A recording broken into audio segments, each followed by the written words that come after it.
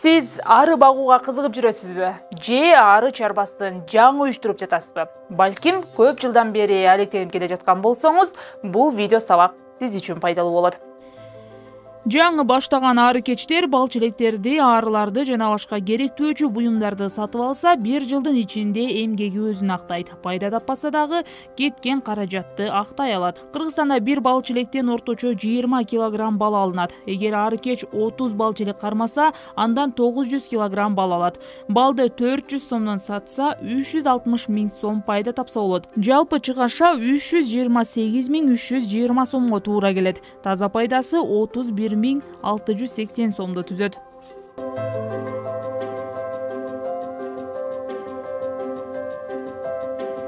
Балчелектер. Азыркы заманбап балчелектер биринчи жолу 1814 жылы Петр Прокопьевич тарабынан ойлоп табылган. Бул ойлоп табуудан кийин дүйнөлүк бал арычылыкта чоң алдыга жылуулар болду. Балчелекке болгон талаптар жана балчелектин түрлөрү тууралуу кененирээк тест борборунун адиси айтып берет. Саламатсыздарбы, ары кечтер. Бүгүн сиздерге ящиктердин конструкциясы жөнүндө айтып беребиз. Ящиктер эки түргө бөлүнөт, корпусной жана лежак болуп, мындай жаттык түрүндө. Ящиктер негизинен жыгачтан жасалат, сосна дарактарынан, карагай, чирибей турган кылып. Балчелектер бал арысы, бал чогултканга ылайыктуу орундуктар болуш керек. Балчелектин ичинде, ошол ичинде алкак бата турган бир үй бүлө батып бал чогулта турган көлөмдө жасалыш керек. Андан кийин кышындасы сууктан, жазындасы ысыктан сактай турган, жамгыр жааганда мындай суу өтпөй турган тиникелерден болуп, үстүн каптап коюш керек. Ящикти тандап атканда эң негизгиси көңүл бурганы бул тазалыгына, анан жаңы мүмкүн болсо жаңы ящиктерди алганга аракет кылыш керек. Анан өзүңө иштегенге ыңгайлуу болуш керек. Андай көп деле кичине эмес, көп чоң эмес.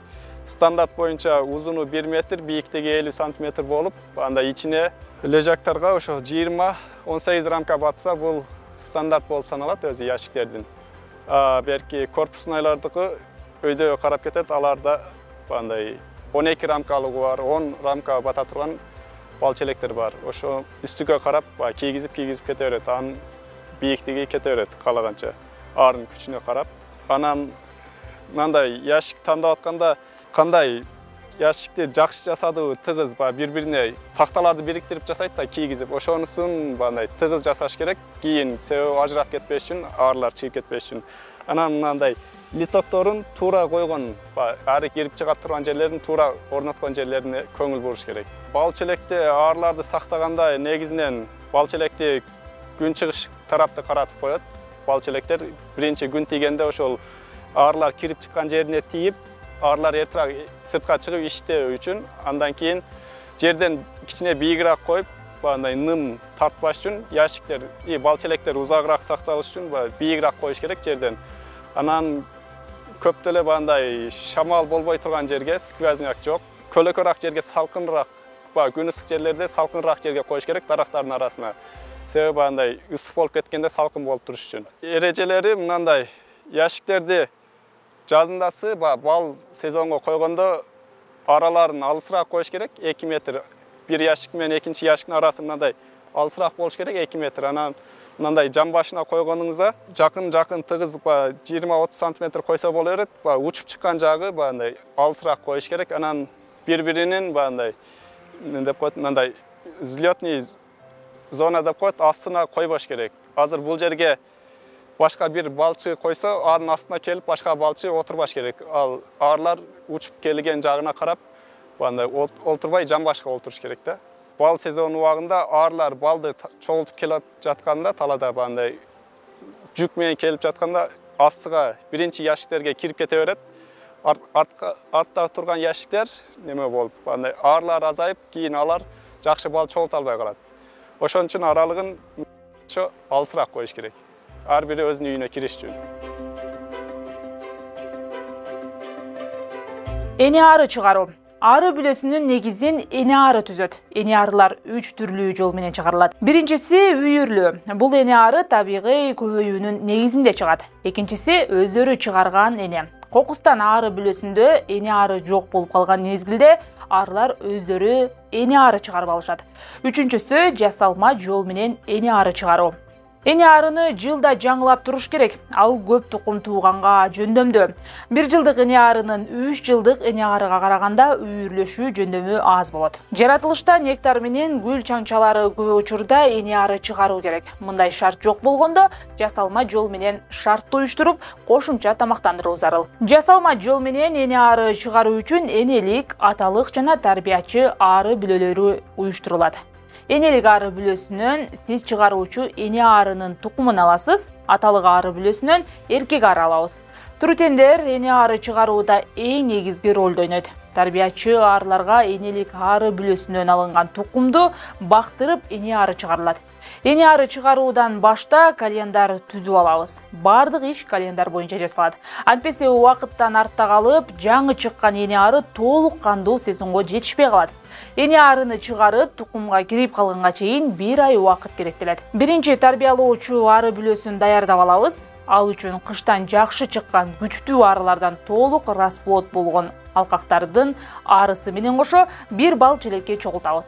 Бардыгы 10-12 даана болсо жетиштүү. Андан кийин бул бал челекти 5-6 километр алыстыкка алып барып, шекер сирообу менен жакшылап багабыз.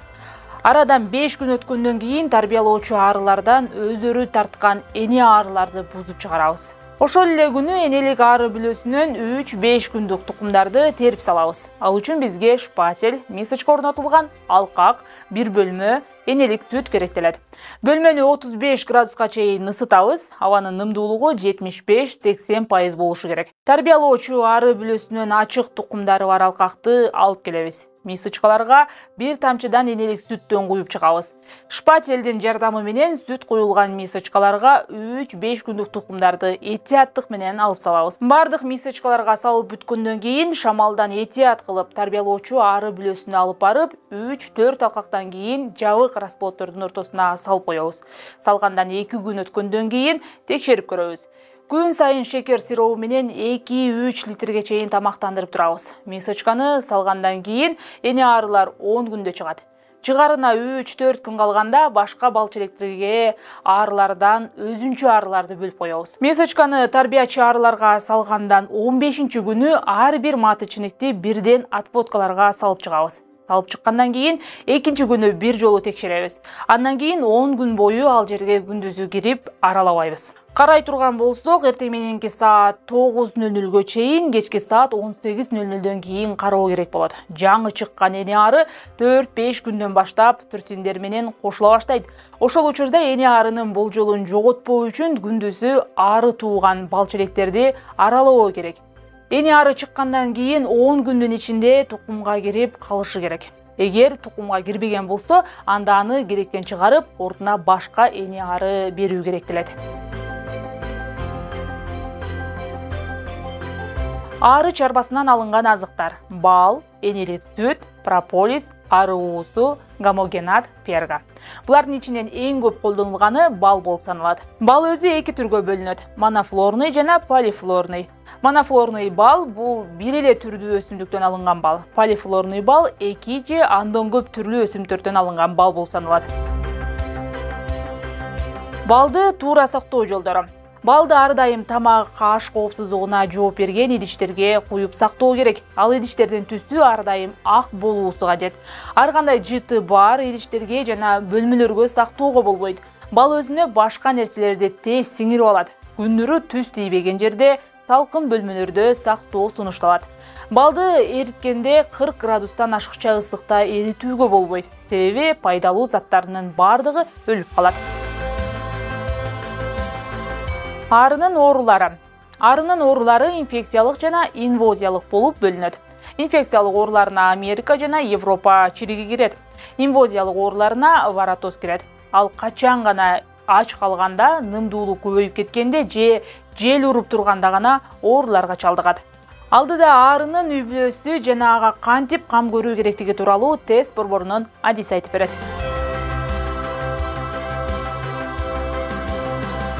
Ары үй бүлөсү 3кө бөлүнөт. Биринчиси бул эне ары. Бул ошол үй бүлөнүн ханышасы деп коет. Экинчиси бул эркек ары турутиндер дейт. Ошол үй бүлөнүн эркектери. Үчүнчүсү рабочий деп коет. Бул жумушчу арылар.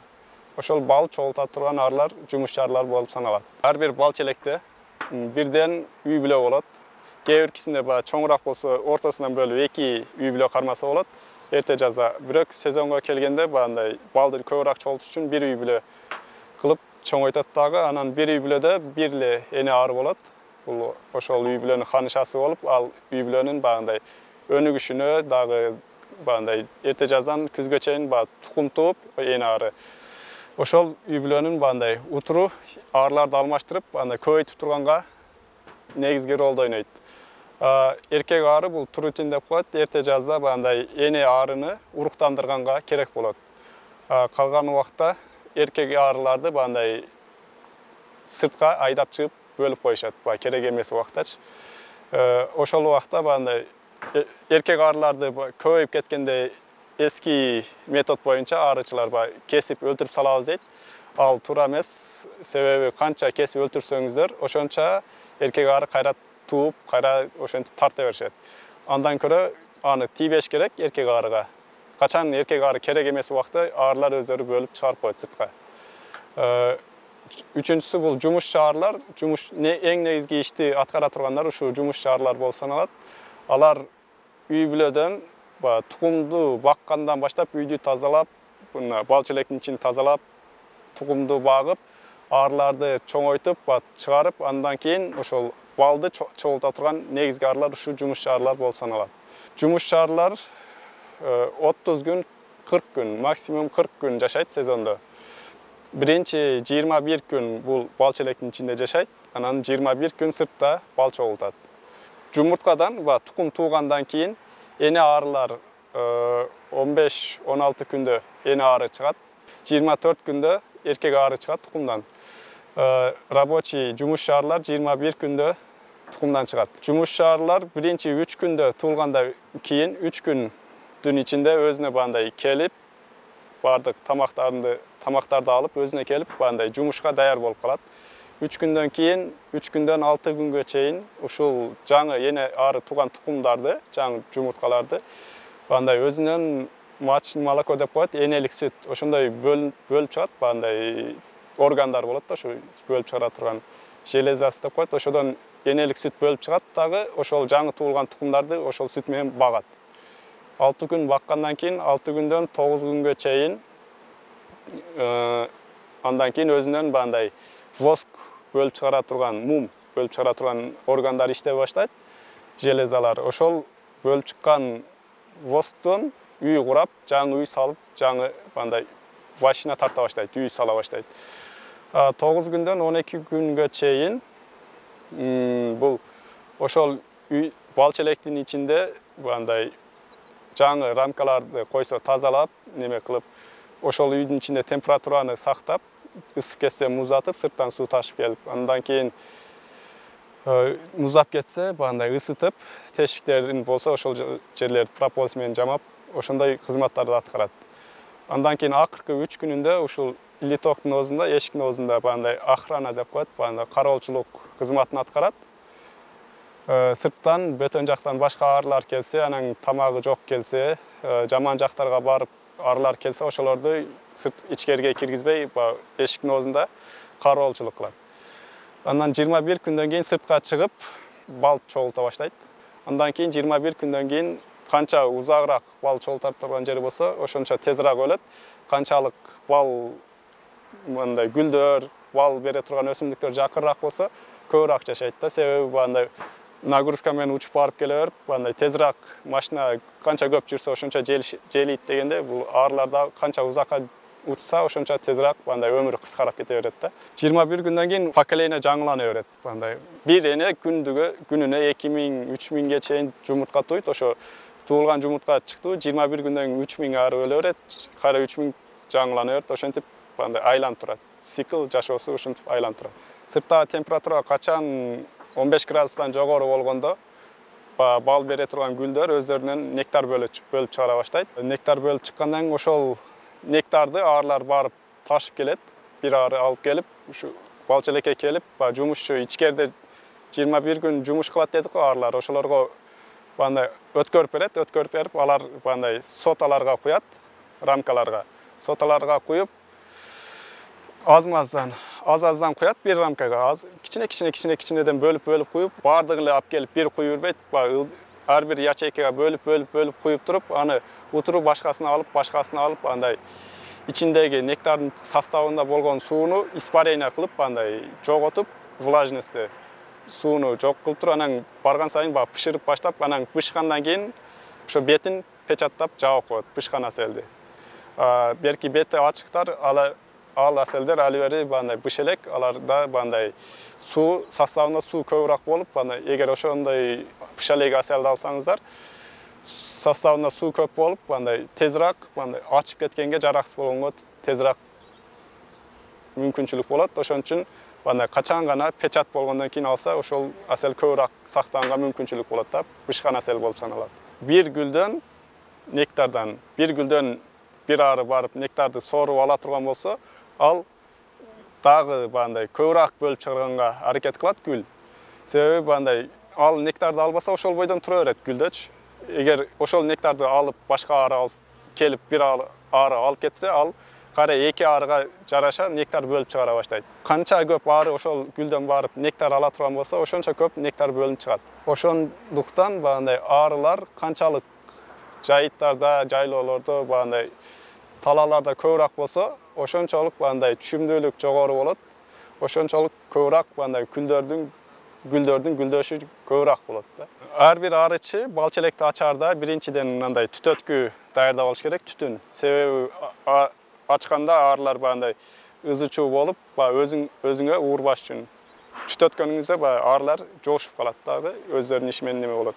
Андан кийин стамеска керек болот. Бул стамеска ичинде рамкаларды бири-бирине жылдырганга, жабышып калганда жылдырган керек болот. Каны деп бир ящикти ачып көрөлү. Бисмилла деп ачабыз.